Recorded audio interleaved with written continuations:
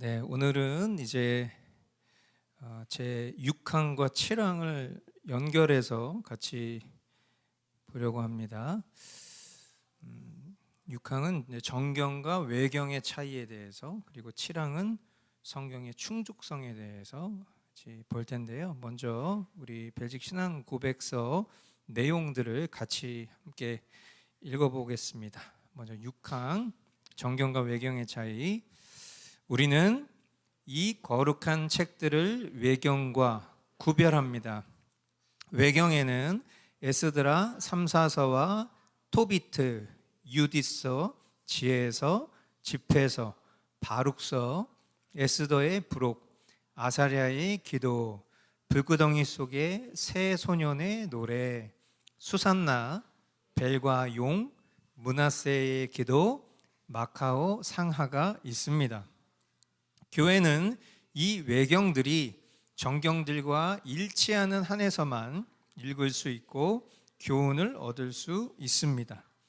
그러나 이 외경들은 그 증언으로부터 믿음의 요점이나 기독교 신앙에 대해 확증할 수 없기 때문에 그러한 능력이나 권위를 갖지 못합니다.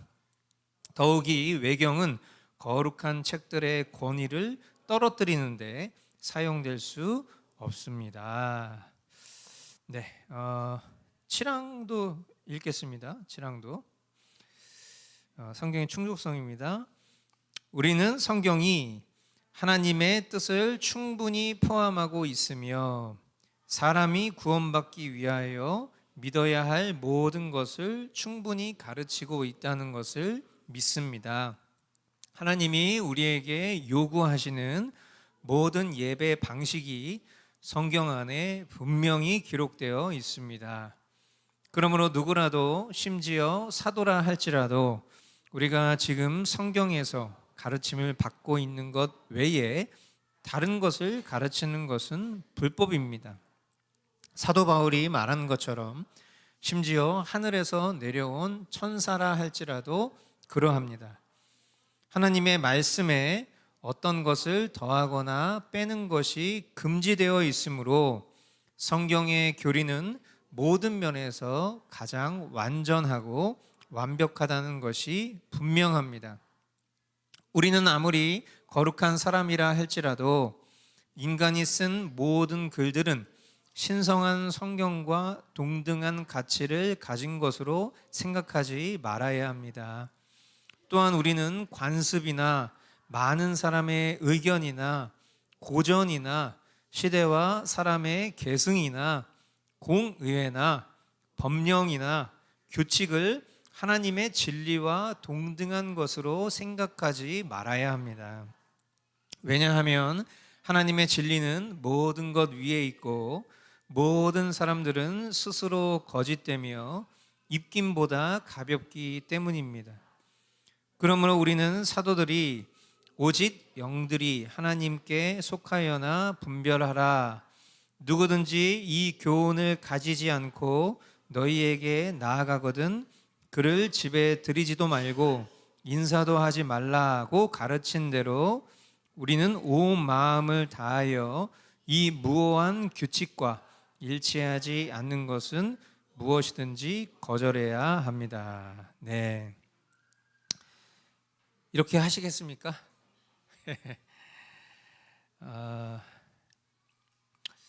우리는 이제 성경 66권의 책을 정경으로 받아들입니다. 어쩌면 성경 66권 정경을 받아들이는 건 우리에게 굉장히 관습적으로 이미 익숙하게 있었었는데 괜히 이제 성경과 어떤 정경과 외경의 차이 이런 것들을 아는 바람에 이런 것들도 있었구나 하는 어떤 그런 호기심과 지식의 영역 때문에 도리어 정경 66권이 우리에게 어떤 특별함으로 다가오는 분들도 있겠지만 도리어 뭔가 한번 의심해 볼 법한 뭔가 이 속에 사람들의 어떠한 정치나 또는 어떤 담합들이 존재했었던 건 아닌가 뭐 이런 이제 불필요한 탐구의식 같은 것들도 뭐 불필요한이라는 단어는 빼겠습니다.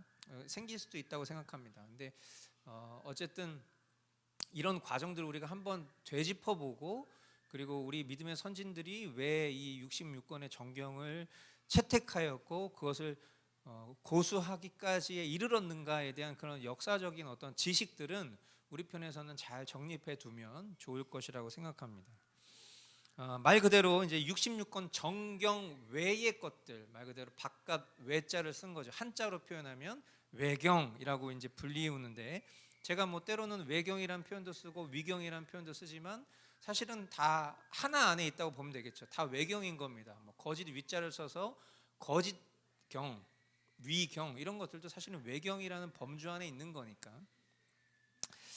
외경이라는 이 단어는 헬라어 아포크리파라고 합니다. 이 단어 자체는 이제 숨겨진이라는 뜻, 또 신비한이라는 그런 뜻을 지닌 아포크리포스라는 그런 헬라어로부터 유래된 단어입니다. 그래서 이 말은 어떤 비밀스러운 책, 또 의심쩍은 책, 이런 것들을 일컫는데 사용되었던 그런 표현이죠. 이제 대체로 이 외경은 우리가 이제 그 침묵기 또 묵시기라고 불리우는 기간이 우리가 구약 성경 말라기 끝 지점부터 신약 성경 처음에 이르는 그 중간 400년이라는 기간, 보통 그 기간 사이에 기록되어졌다라고 많은 성경학자들은 이야기를 하고 있어요.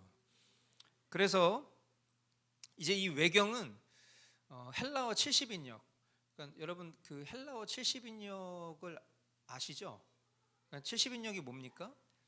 그러니까 구약 성경을 헬라어로 처음 번역했던 것이 헬라어 70인역이에요. 그러니까 우리가 신약 성경을 볼 때 신약 성경에서 이 이스라엘 백성들이 성경을 논할 때 그때 다루는 그 성경이 헬라어 70인역이라고 여러분들이 그렇게 생각하시면 됩니다.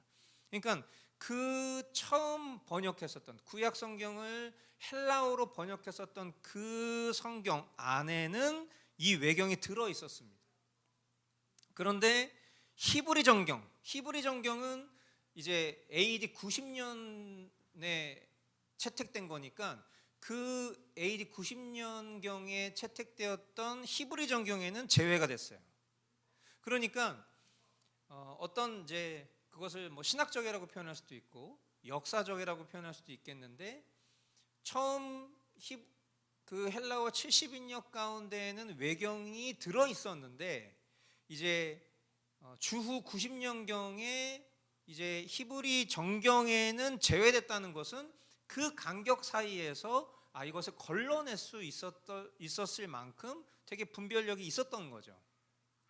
그런데 이제 문제는 뭐냐면 카톨릭 교회가 1546년 트렌트 종교회의라는 그 회의를 통해서, 우리가 방금 전에 여러분들 중에는 이 외경을 처음 접해 보신 분들도 있을 겁니다. 이런 게 외경이었구나, 이제 여러분들이 그렇게 접해 보셨을 텐데, 그 15권 중에서 에스드라 상하 그리고 므낫세의 기도를 제외한 모든 책을 정경으로 인정하게 됩니다.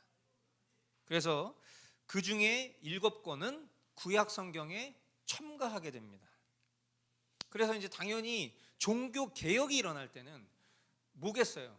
원형으로서의 회귀고 본질로서의 돌아가는 것이기 때문에 이런 성경 안에 외경이 첨가되어 있는 것을 정경으로 인정하는 것으로부터도 돌이키는 종교 개혁이 일어났겠죠.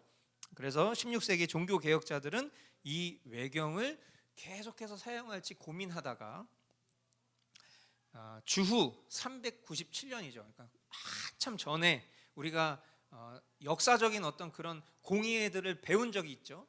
주 397년에 카르타고 공의회. 이 카르타고 공의회가 가진 의미는 뭐죠?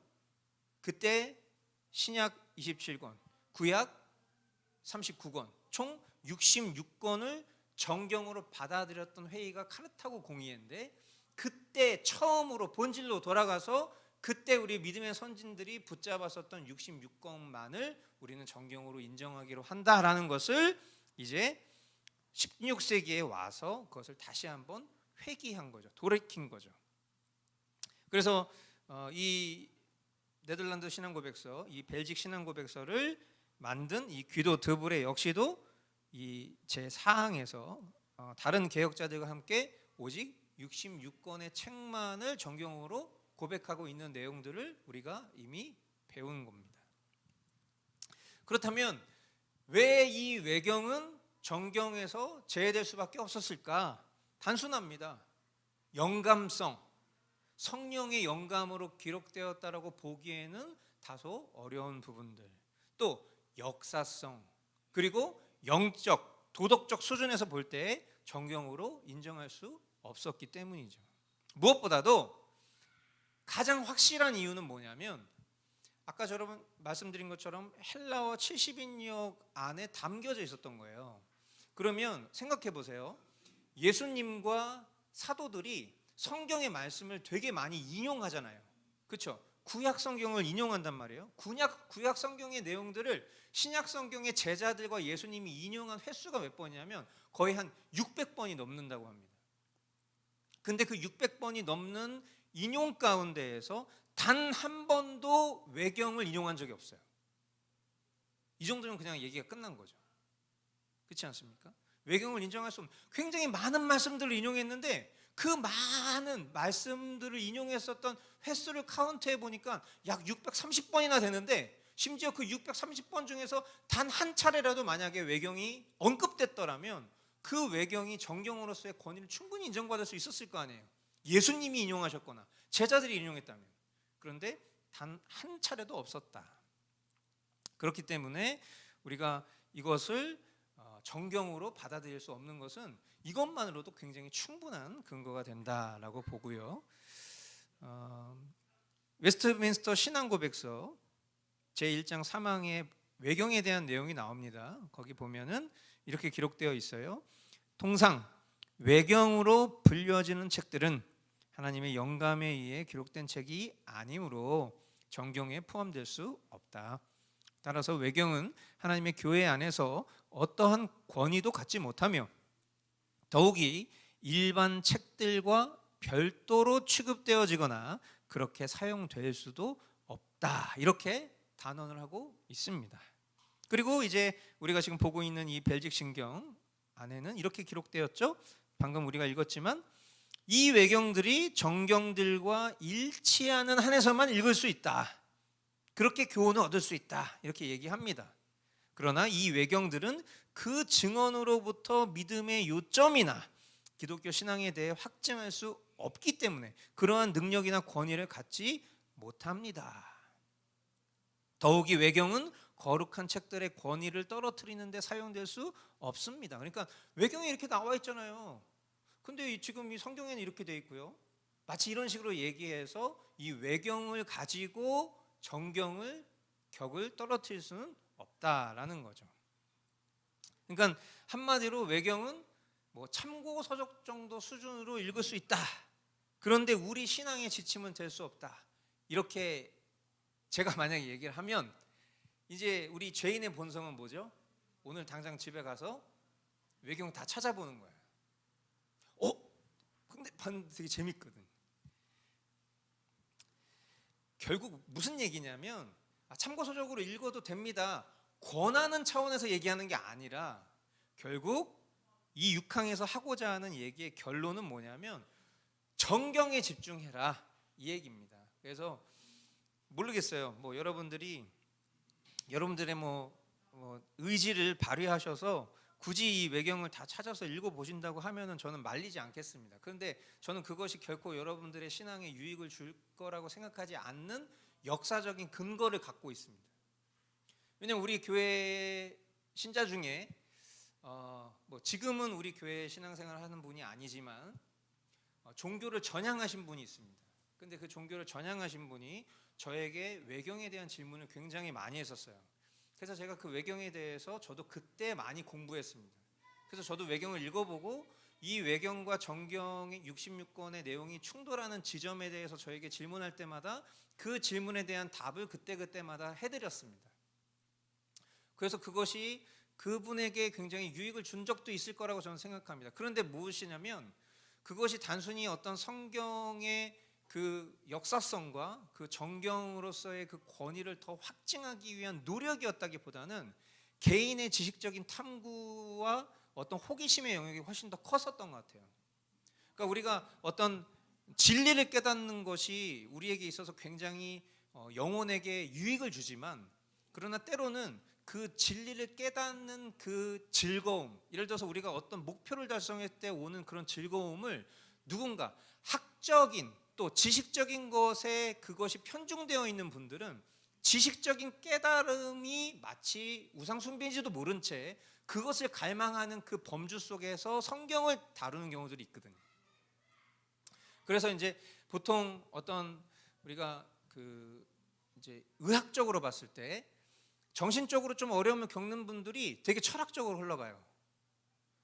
그런 경우들이 왜 그러냐면 그런 어떤 지식적인 깨달음을 통해서 오는 그런 카타르시스를 되게 추구하는 그런 질병 가운데 놓여져 있기 때문이에요. 그러니까 우리가 성경을 읽고 그 안에 담겨져 있는 내용들을 깨닫고 발견하는 과정들 속에서 오는 은혜를 누리는 것은 우리 신자에게 있어서 굉장히 큰 복입니다만, 그러나 이것을 어떤 지식의 한켠 정도로 여긴 채 그 속에서 뭔가 지식을 계속해서 습득하려고 하는 것을 추구하는 신앙이 결코 바른 신앙은 아니다라는 거죠. 뒤에 가서 얘기하겠지만 그런 부분들이 결코 우리에게 유익을 주지 않을 가능성이 굉장히 높습니다. 그러니까 뭐 판도라의 상자를 굳이 이야기해보자면 외경이 우리에게 정경의 권위를 훨씬 더 높여줄 거라고 저는 확신합니다. 그러나 혹 우리의 믿음은 우리 스스로가 보장할 수 없는다는 전제하에 외경이 자칫 정경의 어떤 그 권위를 훼손하여서 그것이 우리의 믿음에 좀먹는 행위가 된다면 그것은 우리가 굳이 할 필요는 없다고 저는 생각해요. 그래서 뭐 여러분들이 원하신다면 보셔도 되겠지만 굳이 추천하지는 않는다, 꼭 말씀을 드립니다. 그래서 사도 바울이 갈라디아서 1장 8절에 이렇게 얘기를 했어요. 그러나 우리나 혹은 하늘로부터 온 천사라도 우리가 너희에게 전한 복음 외에 다른 복음을 전하면 저주를 받을지어다. 이 말씀을 기억하고 우리의 심령에 바른 복음을 정립할 수 있는 것, 그것을 우리가 이런 시간들을 통해서 한번 좀 다시 한번 이제 좀 결심하는 그런 계기가 되기를 바라는 겁니다. 넘어가서 7항 성경의 충족성에 대해서 같이 보겠습니다. 우리가 보통 그 성경이면 충분하다 이렇게 얘기를 합니다. 그죠? 성경이면 충분하다고 여러분 생각하세요? 그러면은 기독교 신자가 성경 외에 뭐 인문학 도서라든지 또는 소설책이라든지 아니면 사설이라든지 칼럼이라든지 다양한 어떤 종류의 책을 읽는 행위는 그러면 옳은 겁니까? 나쁜 겁니까? 이러면 어려워지잖아요. 성경이면 충분합니다 그러면 와 맞습니다 막 이렇게 얘기하는데 갑자기 막 뭐 그러면은 다른 종류의 책, 뭐 인문학 책 이런 거 보면 괜찮은 겁니까? 막 이렇게 얘기하면 뭔가 안 괜찮은 것 같은 느낌이 확 든단 말이죠. 그러니까 이제 이것이 건강하게 정립되어 있지 않은 경우에는 어떤 오류들이 생기죠. 예를 들어서 성경책 외에 또 기독교 신앙 도서 외에 어떤 다른 책을 읽으면 저 사람 좀 큰일 났네, 저 세속주의에 물들었네, 인본주의자인가? 이상주의자인가? 뭐 이런 또 이제 막 혼란을 마음속에 막 하기도 하고, 또 진짜 보수적인 경우에는 기독교 신앙 도서를 읽는 것만으로도 굉장히 마치 하나님 앞에 무례한 사람인 것처럼 성경 외에, 성경이면 충분하다면서 왜 성경 외의 책을, 왜 굳이 기독교 신앙 도서 그런 거 못 읽는 겁니까? 막 이렇게 혼란하시는 분들도 있어요. 그런데 여기서 이제 우리가 정리를 잘 해야 되는데 뭐냐면 성경이면 충분하다라는 말은요, 성경이 우리가 살아가는 삶 속에 필요한 모든 지식, 모든 정보를 포함하고 있기 때문에 성경이면 충분합니다가 아닙니다. 아시겠어요? 가끔 정말 맹신적으로 신앙하시는 분들, 물론 저는 그분들을 또 존경합니다. 왜냐하면 그럴 만큼의 정말 굳건한 신념이 제게 없을 때가 훨씬 많으니까. 예를 들어서 뭐 나이 지긋하신 할머니들이 야 인마 성경책 안에 다 있어 인마, 그거 질문하지 말고 성경책이나 읽어, 막 이렇게 얘기하시는 경우들이 있잖아요. 막 권사님들 나이 지긋하신 분들이 막 야 인마 이렇게는 안 하더라도, 그러면 그분들이 굉장히 어떻게 보면 되게 믿음 좋으신 분처럼 생각이 들지만 성경에 정말 우리가 살아가는 삶의 모든 지식이 담겨 있습니까? 안 그래요.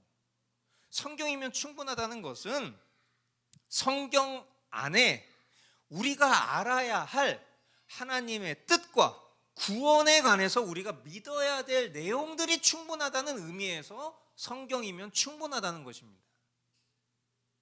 아시겠습니까? 네, 성경이면 충분하다는 것은 어떤 우리가 다른 책을 읽으면 안 된다, 절대 그런 게 아니에요. 단지 이 말은 우리가 하나님의 뜻과 우리가 구원을 받기 위해서 믿어야 될 것이 성경 안에 충분히 담겨져 있다라는 개념에서 성경이면 충분하다는 것을 의미한다라는 거 여러분들이 잘 정리하시면 좋겠어요. 그러니까 우리가 성경을 통해서만 사실은 구원받을 수 있는 그런 지식을 얻을 수 있는 겁니다. 그러니까 우리가 성경을 읽을 때 여러분들이 반복적으로 느끼는 거지만 때로는 우리가 성경 읽기가 굉장히 고되고 힘들 경우들이 있죠. 왜 그렇습니까? 성경을 보면 결론이 똑같아요. 어디를 봐도 그게 희한해. 어디를 봐도 결론은 똑같아요. 뭐죠? 우리는 존재적인 죄인이야. 우리의 생각과 행하는 모든 일들이 하나님의 뜻과 굉장히 거리가 멉니다. 내가 뭔가 하나님의 뜻 위에서 살아가고 있다라고 되게 스스로 때로 자부하는 순간 속에서도 내가 말씀 앞에 나를 조명하고 비춰보면 나는 주님 앞에 정말 여전히 소망 없는 그런 죄인이라는 것을 깨닫게 해주시는 그런 용도예요. 그러니까 구원이라는 거, 구원이 뭐예요? 죄로부터의 구원이잖아요. 구원을 받는다는 것은 죄로부터 구원을 받는 거예요. 그럼 우리 자신이 죄인이라는 것을, 내가 늘 죄를 행하는 존재라는 것을 인식하지 못하면 구원의 필요성을 느끼지 않게 됩니다. 그러니까 성경이 우리에게 주는 굉장히 고급 기능 중에 하나는 우리가 아무리 성화된 존재인 것 같아도 그때에 이르렀어도 여전히 우리 자신은 주님 없으면 죄인이다라는 것을 인식할 수밖에 없게 만드는 것이 성경의 기능입니다. 참 희한하죠. 다양한 역사적인 사실이 있고요, 다양한 개념들이 그 안에 다 농축되어 있는데도 불구하고 그 내용들이 하나같이 가르치고 있는 것은 이스라엘 백성들의 완고함과 무지함과 패역함, 그것을 오늘 바라보고 직시하고 있는 영적 이스라엘 백성과도 같은 나의 무지함과 패역함과 완악함들 보게 하는 거죠. 그런데 이 성경이 이 구원과 하나님의 뜻을 알기에 충분하다고 하지만, 그러나 역사적으로 보면 그렇지 않다라고 말하는 사람들이 늘 있습니다. 그러니까 어떤 16세기의 어떤 상황으로 좀 한번 보면 그때 당시에 굉장히 좀 곽강받던 사람들의 굉장히 마음을 뺏어갔던 그런 이단 사조 종파 중에 하나가 제세례파죠. 이 제세례파 같은 사람들은 신비주의적인 입장을 가지고 있어요. 그러니까 오늘날로 얘기하면 되게 신비주의적인 은사주의적인 그런 사람들의 결을 그대로 가지고 있는 거죠. 그러니까 역사의 반복이에요. 계속 그런 형태의 이단과 그런 형태의 사조를 가진 사람들은 늘 모든 역사 가운데 늘 존재해 왔습니다. 오늘날에만 있는 게 아니라 그때도 있었고 예전에도 있었고 옛날에도 있었던 거예요.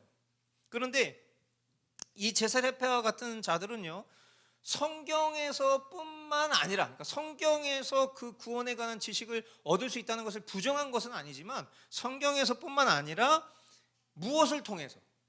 신비한 경험을 통해서도 하나님을 찾을 수 있다, 이렇게 추구하는 사람들이었어요.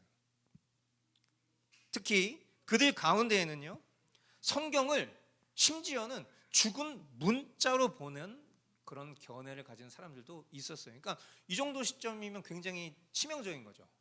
그러니까 그 안에서 성경의 어떤 성경을 통해서 하나님이 우리에게 허락하신 그 구원의 지식을 깨달을 수 있다라는 것을 부정하는 것은 아니지만, 어떤 사람들은 그냥 성경은 죽은 문자일 뿐이지 실질적으로 하나님을 알 수 있는 거는 특별계시 특별 계시가 뭐예요? 성경. 그렇지. 바로 대답을 할 수 있어야 됩니다. 특별 계시가 이 시점에서 특별 계시가 뭐예요? 그러면 체험 이렇게 얘기하면 이제 바로 땡인 거예요. 그러니까 사람이 일반 계시가 뭡니까? 한번 가서 물어보세요. 사람들한테, 신자들에게 일반 계시 뭡니까? 그러면 일반 계시요?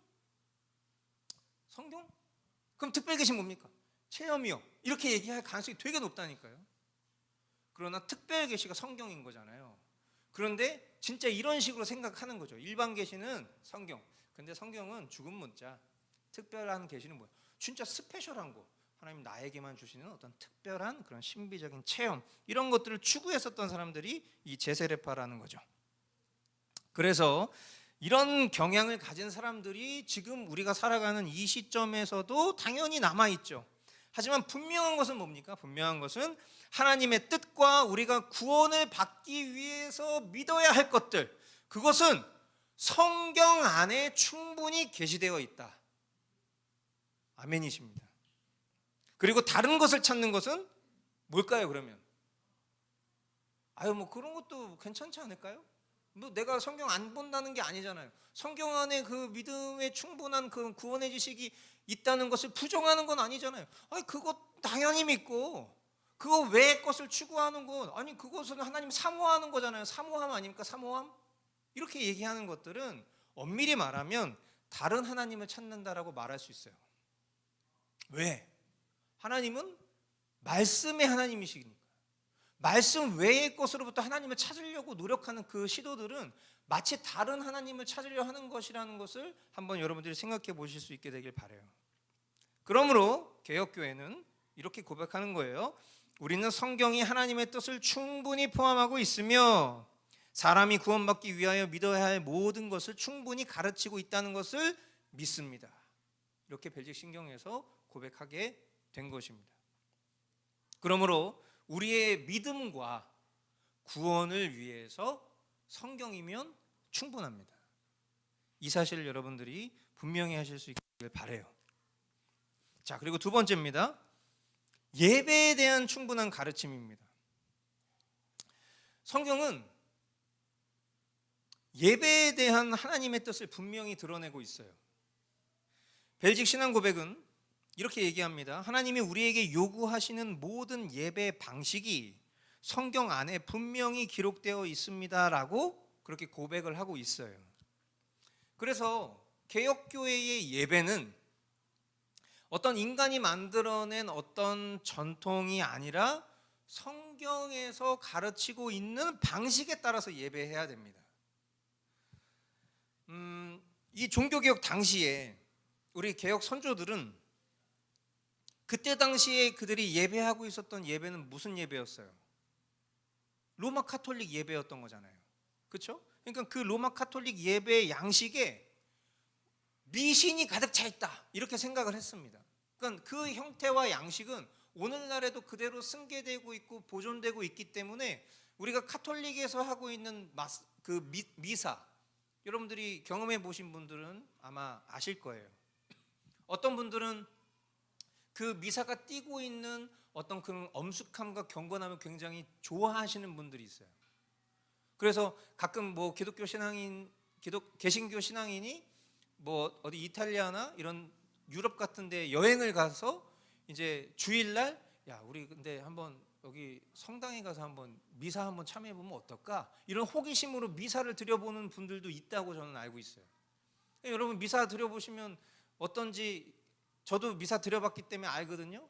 굉장히 엄숙하고 굉장히 종교성이 넘치고 굉장히 좋습니다. 되게 뭔가 여기 안에 참여하는 어떤 그런 느낌이 내가 진짜 뭔가 되게 정결해지는 것 같은 그런 느낌을 충분히 받을 수 있다고 동의합니다. 그런데 그 형태 안에 보면 성경적이지 않은 것들로 가득 채워져 있는 것을 우리는 분별할 수 있게 됩니다. 예를 들어서 카톨릭은 형상과 성화를 적극 사용합니다. 그리고 십자가에 인사를 하거나 또는 향을 피우죠. 성호를 긋습니다. 여러분, 지금 제가 얘기한 아주 그냥 보편적인 것들만 얘기한 건데 이런 것들이 성경 그 어디에 나와 있습니까? 성경에 나와 있지 않아요. 그러니까 우리가 어떤 종교적인 의식들을 봤을 때 우리 기독교가 하는 이 예배를 우리는 사실은 우리 스스로는 종교적 의식이라고 표현하지 않죠.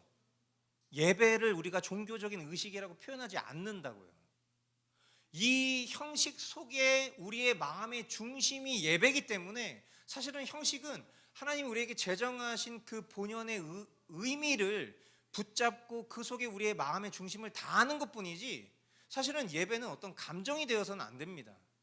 예배는 철저하게 하나님의 명령에 준행하고 준수하는 형태가 되어야 되는 거예요. 그런데 대부분의 종교의식들은 어떻습니까? 대부분의 종교의식들은요 굉장히 의식적이거나 아니면 굉장히 감정적이에요. 그게 왜 그럴까? 한번 생각해 보세요. 왜 그럴까요? 왜 의식적이거나 감정적일까요? 여러분, 성경이 얘기하고 있는 예배는 어떤 겁니까? 제사잖아요. 그렇죠?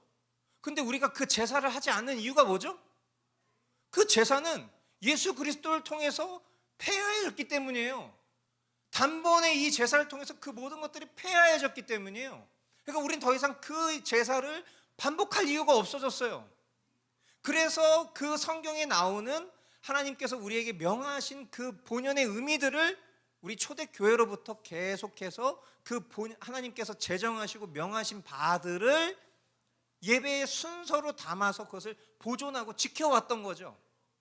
그런데 여러분, 우리가 그것을 회복하기 위해서 올해 초부터 우리 교회의 예배 순서를 바꿨잖아요. 개혁교회의 보편적인 전통, 그리고 그것이 그냥 전통을 따르는 것이 아니라 그 전통이 각 순서마다 어떤 의미를 담고 있고 어떤 성경적인 근거를 가지고 있는지를 우리가 다 헤아릴 수 없으니까 그것을 우리가 책을 읽는 독서를 통해서, 서평대회를 통해서 우리 모두가 다 공유한 후에 그것을 우리의 예배로 채택하고 우리가 가져오게 된 거잖아요. 그런데 바로 직전에, 우리가 이렇게 예배하기 직전에 우리의 예배는 어땠는지 한번 생각해 보세요. 그리고 우리가 그동안 신앙생활하면서 이게 예배다라고 했었던 그 예배들을 한번 떠올려 보시라고요. 저는 여러분들도 아시겠지만 예배 사역을 오래 했고, 그리고 제가 대형교회에서 예배 사역자가 될 수 있었던 건 제가 예배 사역을 했었던 그런 커리어를 가지고 심지어 저를 예배 코디네이터라는 정말 듣도 보도 못한 그런 명칭으로 스카우트해서 대형교회에서 저를 데리고 간 거잖아요. 그래서 네가 그동안에 경험했었던 되게 다채로운 경험들을 예배 안에 한번 녹여놔봐.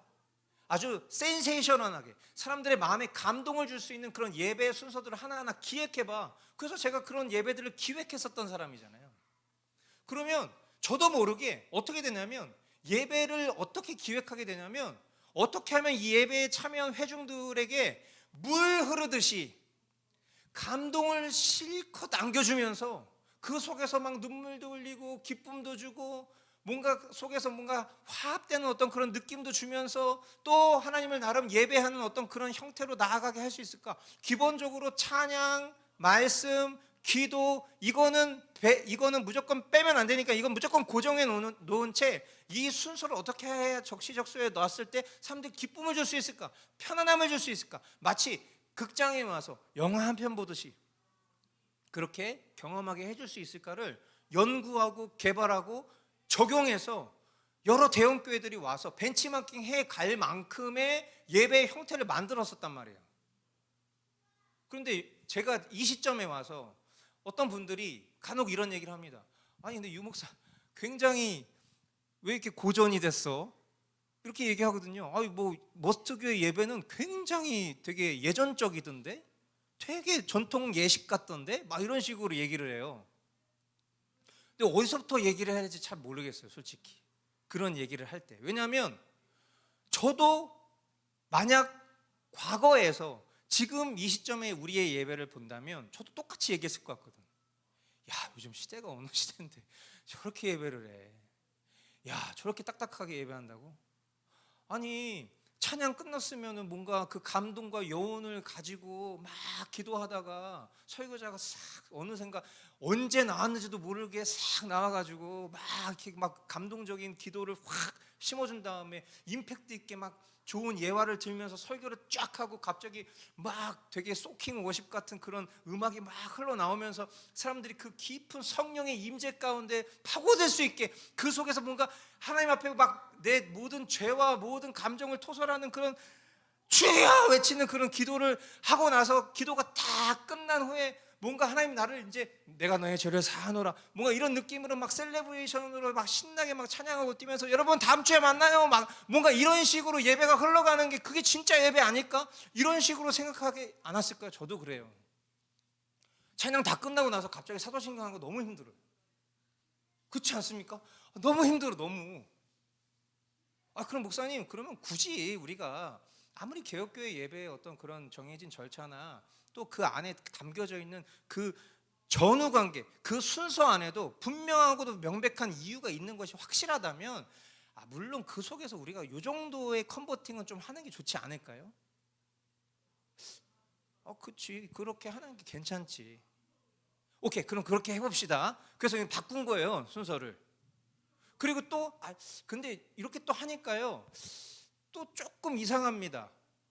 왜냐하면 요즘에 뭐 혼자 걷지 않을 거예요 이런 노래 너무 좋은데 예배 시간에 굳이 시편교독이나 이런 거 할 필요가 있나요? 그런 거 좀 빼죠. 회중들이 너무 좀 이렇게 좀 불편해하는데. 그래 뭐 그리고 일리 있는 말이네요. 그럼 뺍시다. 그렇게 해서 복음주의 예배가 된 거예요. 여러분 교회사의 역사의 흔적들을 보시면 원래 예배의 형태는 우리가 예배하고 있었던 형태였다니까요. 근데 그게 그렇게 바뀐 거예요. 지금 우리가 거꾸로 가는 게 맞는 거죠. 유목사 왜 되게 예전적이야? 되게 형식적이고 뭔가 종교 외식 같은 예배를 하고 있네. 네 맞아요. 그 원래 종교 개혁자들이 붙잡으려고 했었던 그 예배 형태로 간 거예요. 예배는 이 개혁교회의 예배는 아주 단순함과 엄숙함이 요구됩니다. 그 이유는 뭐냐면 하나님이 우리에게 명하신 것을 준행하는 시간이기 때문에. 그러니까 사실은 예배도 마찬가지예요. 예배 말 그대로 월십이죠. 그 월십이라는 단어의 근간을 이루고 있는 단어는 뭡니까? 어도레이션이에요. 그러니까 어도레이션이 뭐예요?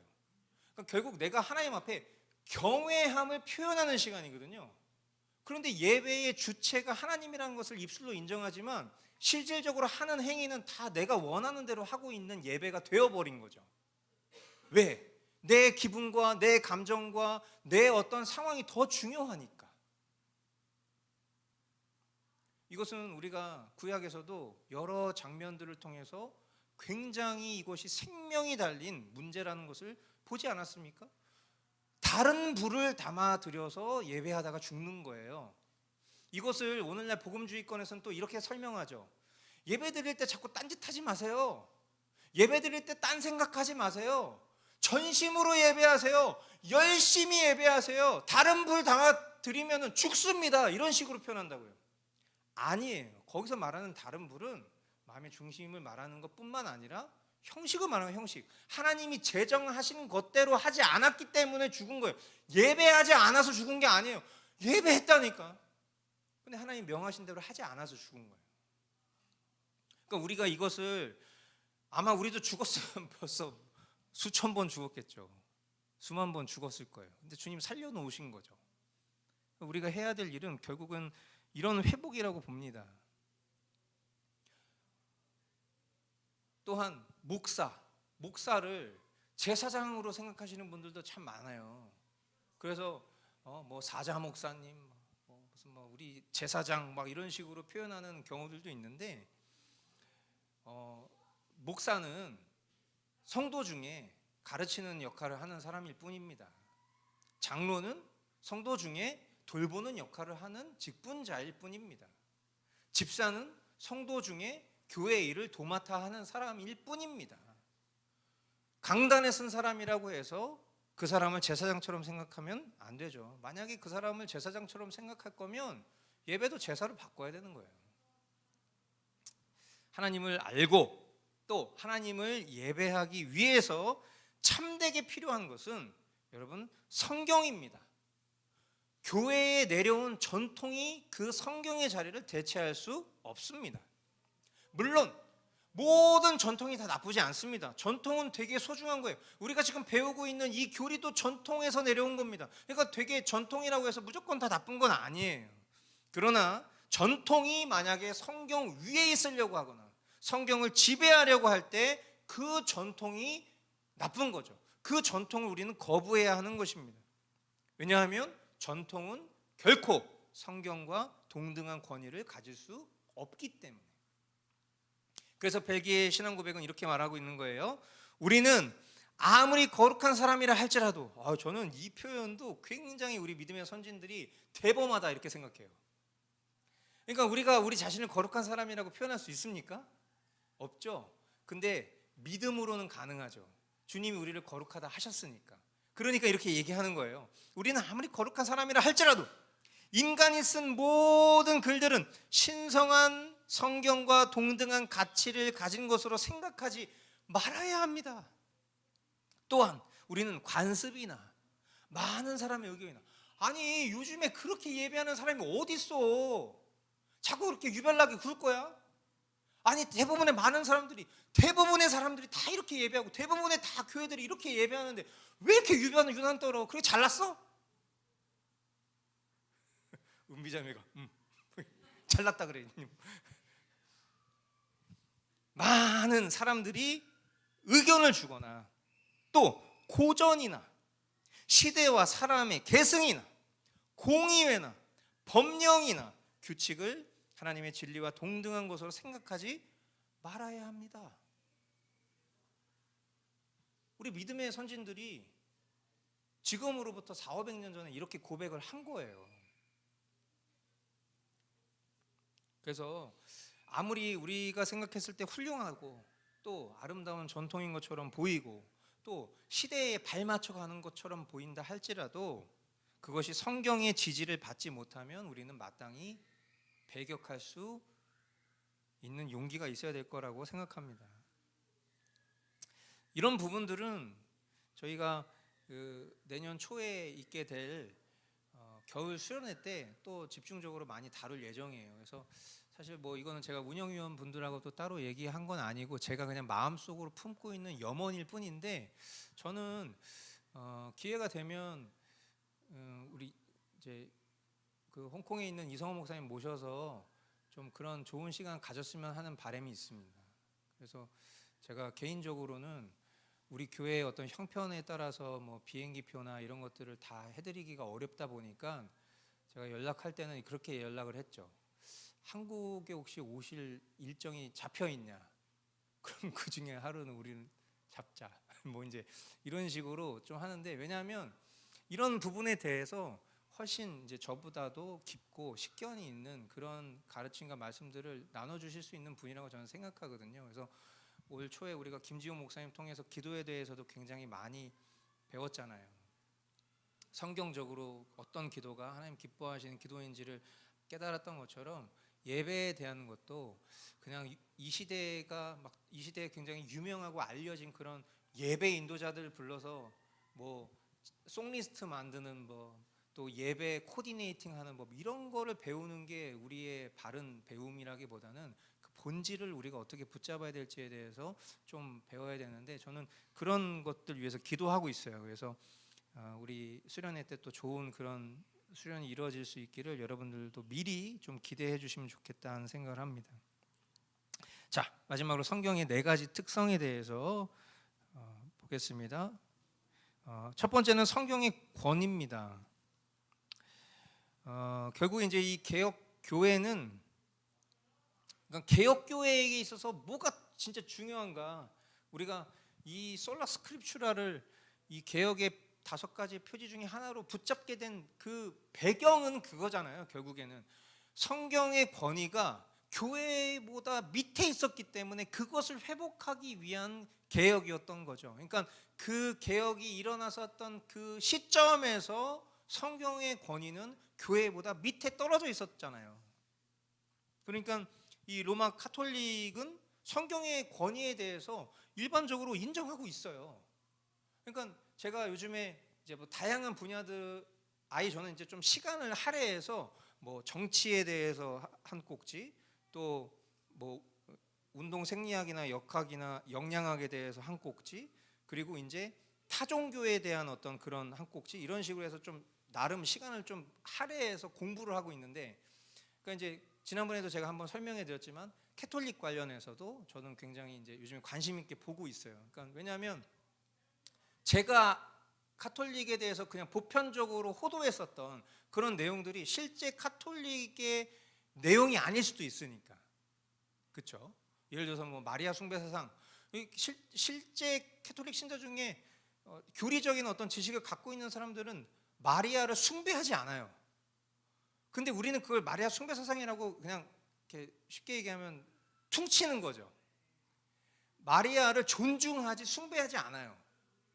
하지만 결정적인 그 마지막 지점에 가면 마리아를 굉장히 사람보다는 높은 존재로 인식하는 것은 분명하기 때문에, 뭐 결론적으로 그것을 숭배 사상이라고 얘기하는 것을 스스로 되게 불쾌하게 생각할 수 있을지라도 결론은 비슷하거든요. 근데 이런 식으로 좀 정확하게 분별해서 알 필요가 있으니까 이제 공부를 하고 있는데, 보면은 이 로마 카톨릭 교회가 막 우리 이렇게 얘기하잖아요. 교황의 말보다 성경이 더 밑에 있다, 뭐 이제 이런 식으로 이렇게 단정지어서 팍 얘기해 버리는데 그렇지는 않아요. 그러니까 성경의 권위를 굉장히 존중하고 인정하는 것은 맞는데, 그 성경이 교회가 만든 거다, 이제 이런 식으로 하면 교회가 성경보다 위에 있는 게 되는 거잖아요. 그렇죠? 교회가 성경을 만든 거니까. 근데 우리 기독교 신앙, 우리 개신교 신앙은 말씀은 푸른 말고 꽃은 시드나, 주의 말씀은 영원 전부터 영원 후까지 있는 거예요. 성경책을 교회가 만들 수는 있습니다. 그런데 성경, 하나님의 말씀이 교회를 만든 거라는 것을, 이 전후 관계를 명백히 해야 되는데 거기서 굉장히 큰 차이가 있는 거죠. 그래서 어떤 성경이 오히려 뭐 그 존재를 교회에 의존한다, 뭐 이런 식으로 카톨릭은 생각한단 말이에요. 그리고 더 나아가서 이제는 뭐 교회에 의해서 성경이 인정되는 거고 보존되는 거고 보호받는 거지.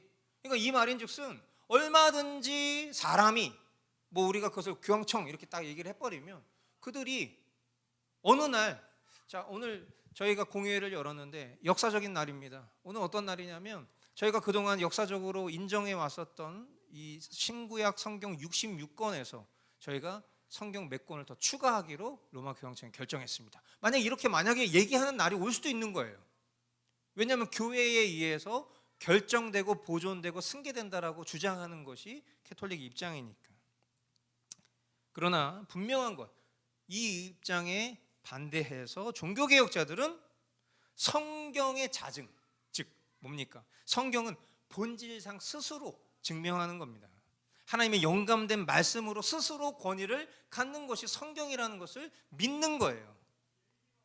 그래서 그 어떤 의미에서도 성경을 어떤 사람의 어떤 이해에서 좌지우지 될 수 있는 책으로 격화시키는 것은 성경의 권위를 굉장히 떨어뜨리는 거나, 그거는 사람의 열심일 뿐이죠. 말씀의 권위는 절대로 사람의 어떠한 것으로 훼손되지 않다는 것을 우리는 믿는 거죠. 두 번째는 성경의 필요성입니다. 앞서도 여러 차례 말씀드렸지만 간단하게 정리를 해보겠습니다. 성경이 필요한 이유. 첫째, 성경은 구원에 있어서 필수적이다. 앞서도 말씀드렸지만 성경이 충분하다는 것은 다양한 지식을 다 보존하고 있기 때문에 충분한 것이 아니라 믿음 구원에 있어서 필수적이고, 저와 여러분들이 구원을 받기 위해서 우리는 스스로 성경을 읽거나 아니면 다른 사람이 전해주는 복음을 들을 때만 우리는 그때 비로소 구원을 받을 수 있어요. 믿음은 들음에서 나는 겁니다. 그러니까 내가 성경을 스스로 읽어서 성령이 내주하신 감동으로 인해서 이것을 깨닫게 되어서 구원을 받게 되거나, 아니면 그 구원의 메시지를 다른 사람의 입을 통해서 듣게 되었을 때 그때 비로소 우리는 구원을 얻을 수 있는 것이기 때문에 성경은 구원에 있어서 매우 필수적이다. 성경 외에 구원을 얻을 수 있는 길은 없습니다. 둘째, 성경은 영적인 삶을 유지하기 위해서 필수적이다. 예수님이 이렇게 말씀하셨잖아요. 사람이 떡으로만 살 것이 아니요, 하나님의 입으로부터 나오는 모든 말씀으로 살 것이다. 그렇게 예수님 말씀하셨잖아요. 그러니까 이 말씀인 즉슨 뭡니까? 우리의 영적인 삶은 하나님 말씀의 충분한 공급을 통해서 유지될 수 있다는 거, 그걸 강조하신 거죠. 그러니까 사람이 떡으로만 살 수 있는 게 아니야. 하나님 말씀을 먹지 않으면 살 수가 없어. 그러니까 저는 영양을 요즘에 공부하면서 느끼는 게 뭐냐면, 영양은 되게 다양한 영양소가 필요해요. 우리의 어떤 그 기본적인 신체를 유지하기 위해서 필요한 것이 우리는 되게 단순하게 생각할 수 있지만 되게 다채로운 것들이 필요합니다. 그러나 되게 다채로운 것들을 아무리 갖추고 있다 하더라도 기본적인 필수 영양소를 보존하지 못하면 의미가 없는 거죠. 그러니까 가끔 밥 먹기 싫은 분들이 하는 얘기가, 우리 집에도 그런 얘기 하시는 분 한두 명 있는데 뭐라고 얘기하냐면, 그냥 알약 좀 나왔으면 좋겠어. 그냥 알약 먹고, 알약도 잘 못 먹으면서 알약 먹고 그냥 이렇게 좀 보존했으면 좋겠어, 이렇게 생각하는 경우들이 있잖아요. 근데 그렇게 해서 절대로 하나님 우리를 만드신 그 형질이 유지되지 않아요. 하나님이 제정하신 방법이 아니기 때문에. 마찬가지입니다. 우리가 과거에 저장하고 기록해 놨었던 그런 말씀들로 오늘을 살아가는 경우들이 대부분 많아요. 예전에 봤었던 말씀이잖아, 그냥 오늘 봐도 똑같은 결론이잖아. 이런 어떤 매너리즘으로부터 사탄은 우리를 굉장히 많이 유혹하고 속입니다. 네 성경에 대한 지식이 없어? 있잖아. 너 하나님에 대한 믿음이 있어? 있잖아. 없어? 있잖아. 계속 우리를 그런 식으로 속인다고요. 그러니까 오늘 내가 굳이 말씀 보지 않아도 실질적으로 내 삶에 어떤 치명적인 일이 당장 일어나는 게 아니니까. 내가 오늘 밥 한 끼 삼시세끼 3번 안 먹으면은 굉장히 죽을 것 같은 그런 데미지가 없으니까 내가 오늘 말씀 안 봐도 괜찮다고 생각하는 그런 마음이 우리 가운데 있다고요. 근데 이렇게 세월이 지나서 보면 하나님 말씀에서 떠나간 사람들은 믿음이 없습니다. 믿음을 못 지켜요. 그리고 엄밀히 얘기하면 믿음을 못 지킨 게 아니고 그 전에 있었던 열심은 믿음으로부터 기인된 열심이 아니라 그냥 종교심이었다라는 결론을 미래에 내놓을 수 있는 거예요. 그러나 그 과거에, 그 시점, 그 사람이 살아갔던 현재에서는 그걸 못 느끼겠죠. 그러니까 우리의 지식, 우리의 지혜가 매우 제한적이잖아요. 지금 내가 내 자신을 인지하고 믿는 것도 이것이 정말 확정적인 것인지는 미래에 가봐야 아는 거잖아요. 그렇죠? 그러니까 내가 오늘 성경을 읽지 않았다고 해서 내 삶에 아무 문제가 생기지 않는다? 그렇습니다. 아무 문제 생기지 않을 겁니다. 그러나 그런 삶이 누적되면 사실은 믿음이 없는 자가 될 수도 있는 거고, 믿음 없는 자처럼 불행한 삶을 살고 있는 것일 수도 있겠습니다. 그래서 성경은 우리의 영적인 삶을 유지하기 위해서 도움이 된다. No. 우리의 영적인 삶을 유지하기 위해서 필수적이다 라는 것 여러분들이 꼭 아셨으면 좋겠어요. 그리고 세 번째는요, 하나님의 뜻을 알기 위해서 필수적입니다. 그러니까 모든 사람은 자신의 양심 그리고 의식을 통해서 하나님에 대한 지식을 어느 정도까지는 가지고 태어나죠. 그래서 우리가 이것을 진리의 빛 이런 식으로 배웠더랬습니다. 그런데 그거 가지고 우리가 하나님을 알 수 있다? 절대 그렇지 않아요.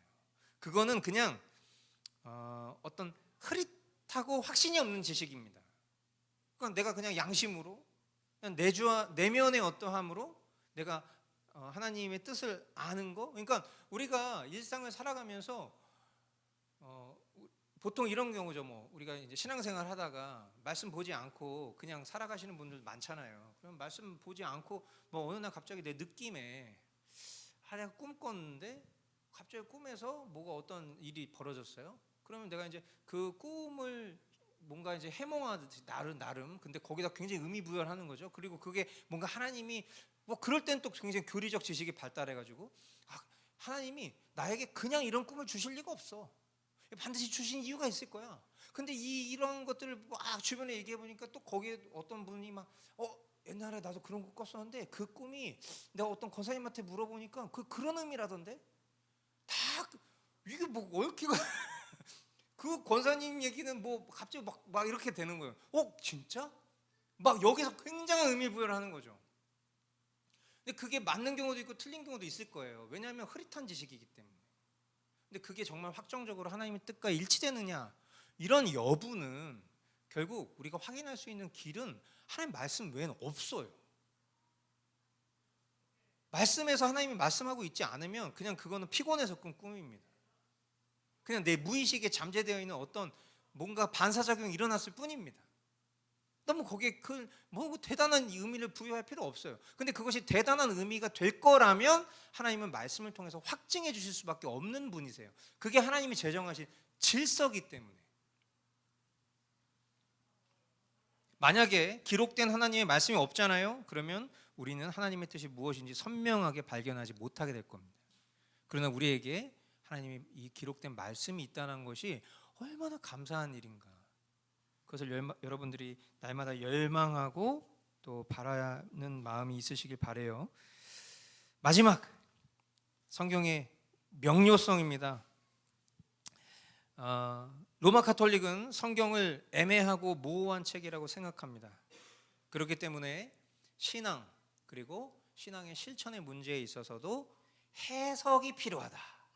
왜? 성경은 되게 명확하지 않고 모호하거든. 그러니까 이거를 해석해 주는 사람이 필요해.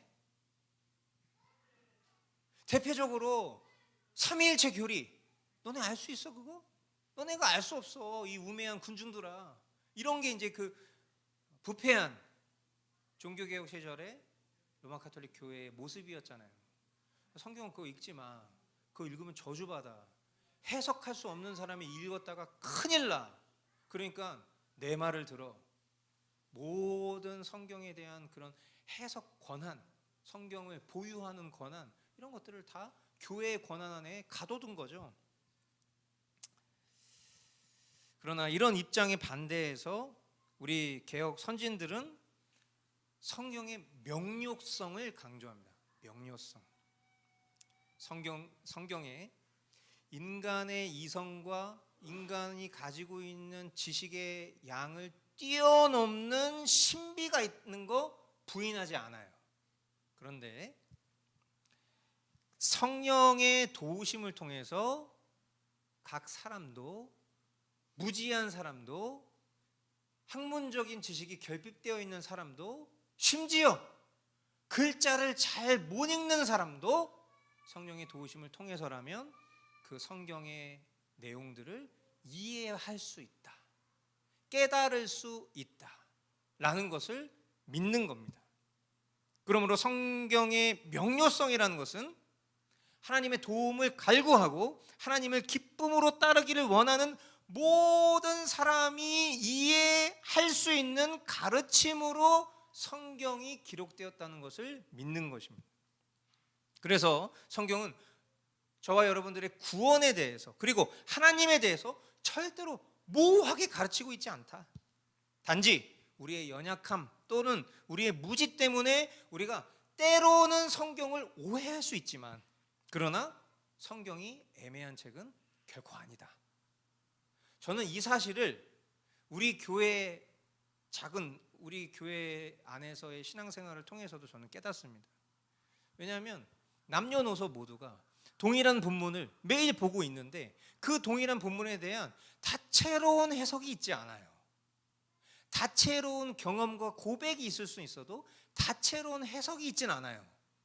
얼마나 놀랍습니까? 목사인 저나 또 신학을 공부하지 않은 여러분들도 그 속에서 다채로운 해석을 내지 않습니다. 그 속에서 동일한 결론을 내지만 그 동일한 결론을 내기까지 과정 속에서 경험하는 다양한 경험이 있을 뿐이죠. 이게 굉장히 저는 아주 신기한 일이라고 생각해요. 왜냐하면 제가 과거에 셀 모임이나 목장 모임 같은 걸 했을 때 되게 파격적인 경험들을 많이 했었는데 뭐냐면 큐티를 나누는데 동일한 본문에 대한 다양한 해석이 있어요. 해석이 다양해, 해석이. 그러면 우리는 보통 그런 경우들 어떻게 받아들이냐면 그 다양한 해석을 어떻게 받아들이냐면 이렇게 받아들입니다. 야, 하나님은 참 하나님 정말 되게 크리에이티브시다.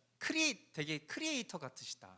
그래서 우리 한 사람을 다 다르게 만드신 것처럼 어쩜 이렇게 다채로운 해석을 낳게 하셨을까? 성경 되게 풍성하다. 뭐 이렇게 하거든요. 근데 그 해석 가운데 진짜 위험한 해석도 많고 정말 신비주의적이거나 아니면 지극히 자기 주관적이거나 경험적인 해석들이 막 난무하는데도 그냥 그걸 바로 잡아줄 수 있는 사람이 없어요. 지도자가 없는 거죠. 이런 것들이 점진적으로 계속 누적되었을 때 교회의 신학과 성경에 대한 오해가 이렇게 쌓일 수밖에 없지 않았을까라는 그런 좀 반성하는 마음들, 그런 것들도 많이 저에게도 있고, 그리고 또 때로는 이게 반대급부적으로 이런 생각도 드는 거죠. 너무 획일화된 것이 좀 위험한 건 아닐까? 근데 저는 그것에 대해서 나름 고민해 본 적이 있었지만 그것에 대해서도 안심하는 건 뭐냐면, 예를 들어 제가 여러분의 해석을 종용하진 않잖아요. 그죠? 제가 뭐 여러분들이 개인적으로 머스트라이프를 하는 것에 대해서 이렇게 해석을 내놓으셔야만 합니다라고 매일 어떤 조문을 달거나 여러분들에게 그걸 종용하지 않는단 말이에요. 그런데 그 내용이 동일하다면 저는 이것이 건강한 성경적인 해석과 지식, 그리고 무엇보다도 한 성령 안에서 그것이 인도함을 받고 있다는 증거가 아닐까라는 생각에서 되게 감사한 마음을 갖는 거죠. 그래서 성경이 우리에게 명료하게 말씀하실 수 있다라는 것을 여러분들이 신뢰하실 수 있게 되길 바라요. 이 성경의 충분성이란 것은 이제 결론입니다. 간단히 말하면 성경은 우리에게 필요한 만큼 충분하다. 우리가 하나님과 우리의 구원에 대해 필요한 만큼 충분하게 모든 것을 가르치고 있다. 그래서 이 세상의 모든 책들이 다 불타 없어지고 성경만 남아있다 하더라도 이 성경을 통해서 우리는 하나님에 대해서 또 구원에 대한 진리를 배울 수 있다. 결론입니다. 네, 오늘 다룬 내용 중에서 혹시 질문 있으시면 질문 받고, 없으면 우리 같이 기도하고 마치겠습니다.